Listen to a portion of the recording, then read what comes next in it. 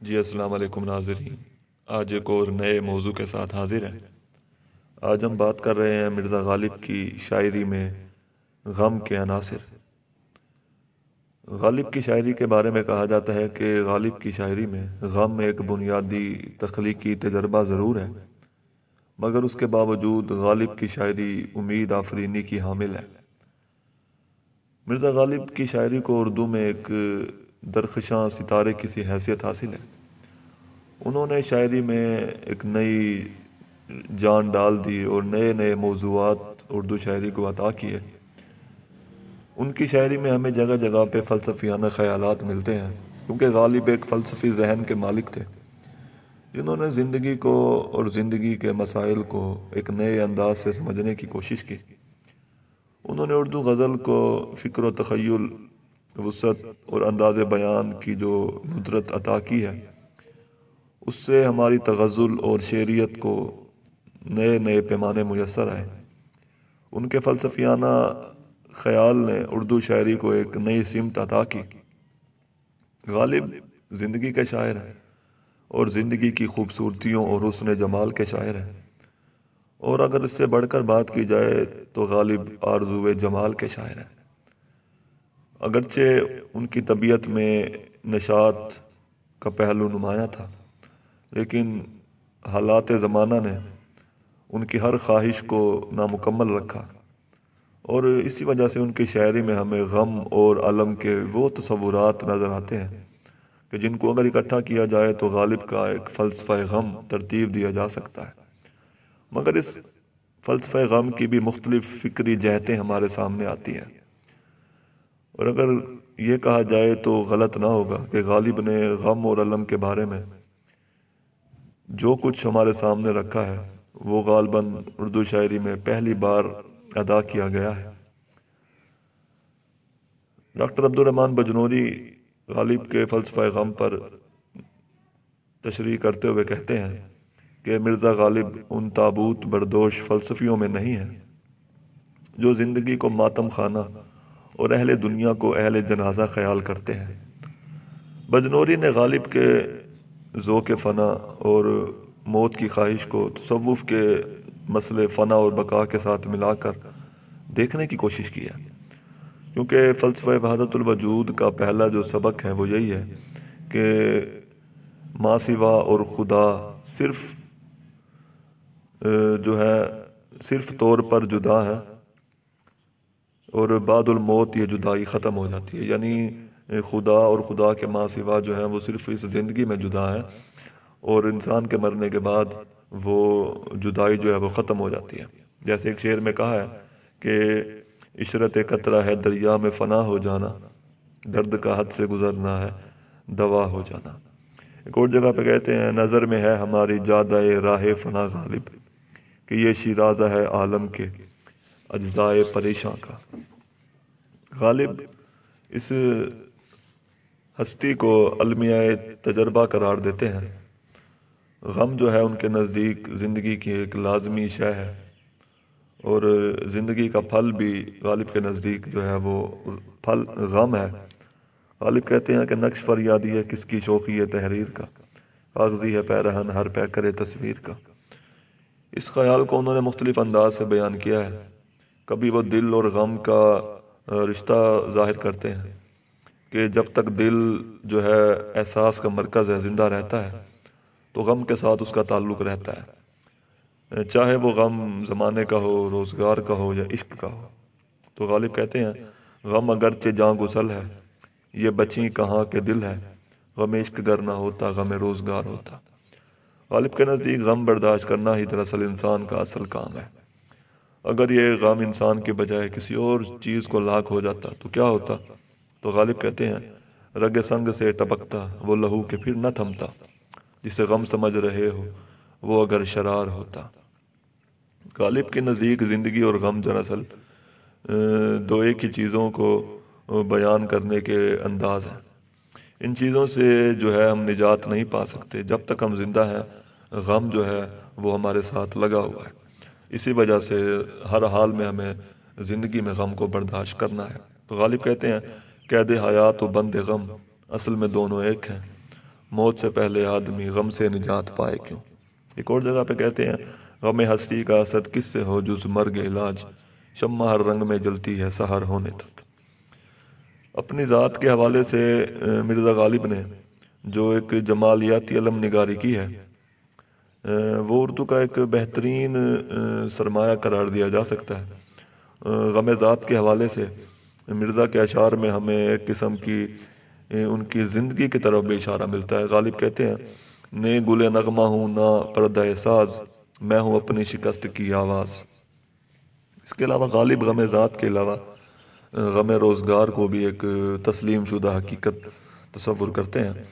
غم روزگار کا گلہ شکوہ کبھی وہ آسمان سے کرتے ہیں اور کبھی وہ زمانے اور روزگار کے عنوان سے لکھتے ہوئے کہتے ہیں کہ ہم کہاں کے دانا تھے، کس ہنر میں یکتا تھے، بے سبب ہوا غالب دشمن آسماں اپنا۔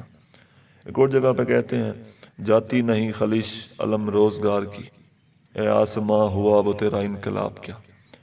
غالب کے نزدیک وجود کی ماہیت میں ہی جو ہے وہ غم کا احساس بھی شامل ہے، اور اس کی بڑی وجہ جو ہے وہ یہ ہے کہ دنیا میں کسی چیز کے ہونے کے ساتھ ہی اس کے نہ ہونے کا جو کام ہے اور مرحلہ ہے وہ بھی شروع ہو جاتا ہے۔ یعنی کسی چیز کی تعمیر میں دراصل اس کی تخریب کا اصول بھی برابر کام کرتا رہتا ہے، یعنی انسان کی پیدائش کے ساتھ ہی اس کی موت کا آغاز بھی شروع ہو جاتا ہے۔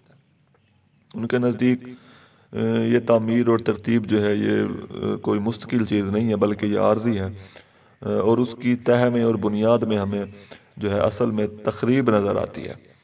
تو یہ جو فلسفہ ہے غالب کا، یہ خاصا کنوتیت پسند جو ہے نقطہ نظر ہے۔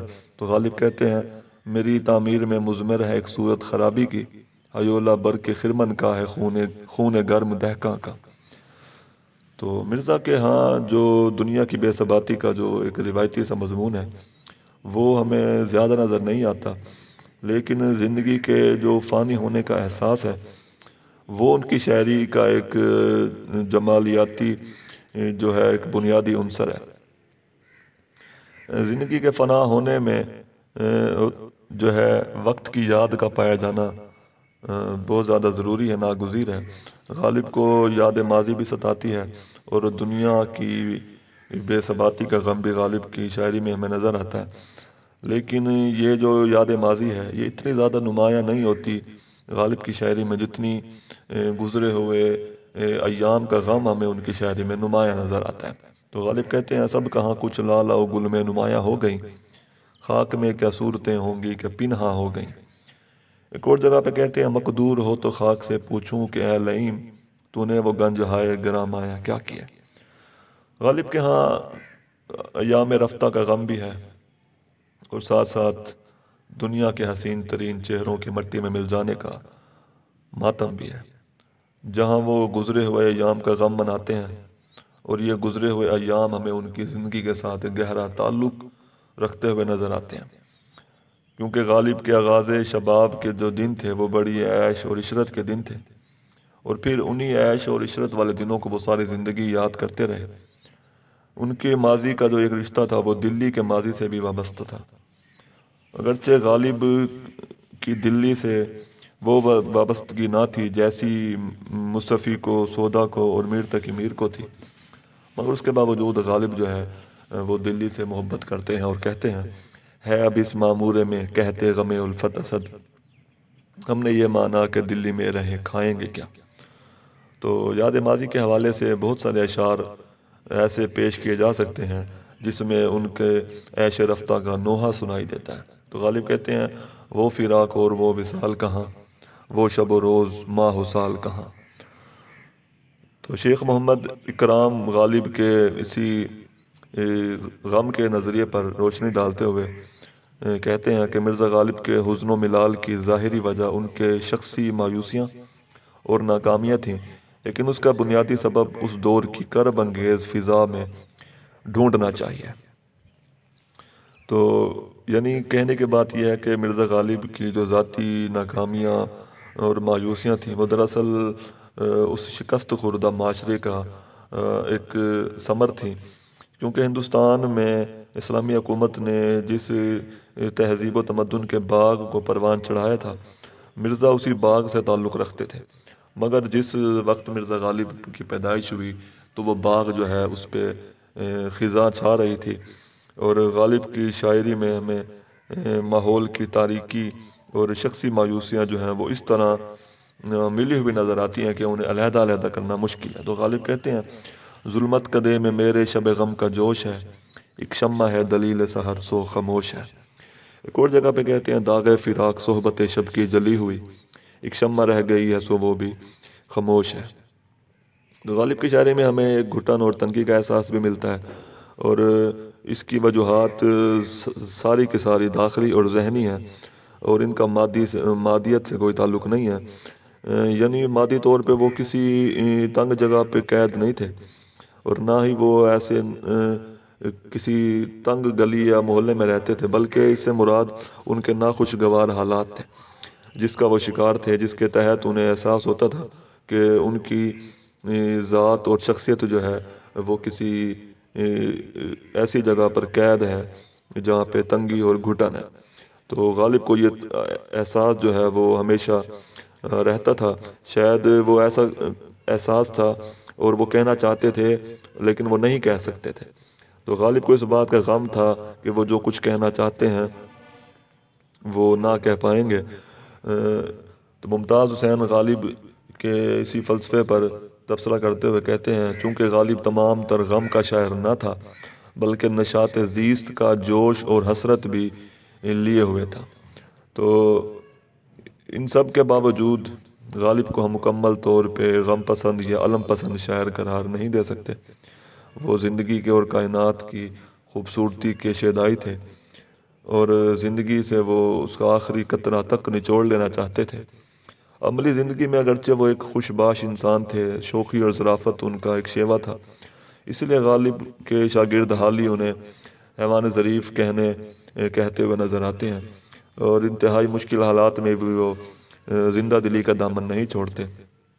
مشکل سے مشکل حالات میں وہ ہنستے جاتے ہیں۔ دراصل غالب جو ہے وہ زندگی کی چھوٹی چھوٹی نعمتوں خوشیوں سے لطف اندوز ہونے کی بھرپور صلاحیت رکھتے ہیں۔ اسی وجہ سے ہم غالب کو مکمل طور پہ غم کا شاعر نہیں کہہ سکتے، کیونکہ وہ زندگی کے شاعر ہیں اور وہ خوشی اور نشاط کے شاعر بھی ہیں۔